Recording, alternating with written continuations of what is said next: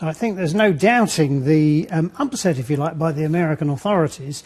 I suppose everybody probably assumed that internet and phones were being tapped, but the fact of drawing attention to it, and it's seen as a very crucial part of America's intelligence gathering operation, the information they get from tracking internet sites. But what, of course, a lot of people won't maybe have realised is that if these reports are true, it could well be that security agents are listening in to people's, if they're putting an update on Facebook or posting a photograph, anything like that, that could be being not only watched, but watched in real time as it's actually happening, if it's true that the American security services have a kind of back door to the servers of these very large internet companies. And talking of that sort of servers, I mean, some of the companies, the likes of Apple and Facebook, of course, they're coming out giving and saying that look, we don't give the agencies any direct access. But that's probably the point where you're touching on. Maybe they don't need to give them direct access, right? The security agencies can go in the back door.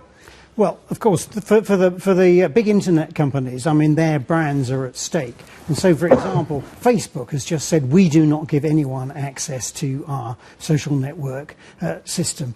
Google and Microsoft have said, we only do things that we're required to do by law. So I suppose there's a lot at stake for all sides. We don't know the truth of it, really, and it seems unlikely. If these flat denials from the internet companies, that just doesn't fit with what we're getting from the reports based on people seeing an apparently top-secret document. Very briefly, because if it is happening, and you could have the internet companies, you know, saying, no, we don't give them direct access, you can have a public outcry over this, doesn't mean they're going to stop, given the current state of the globe we live in.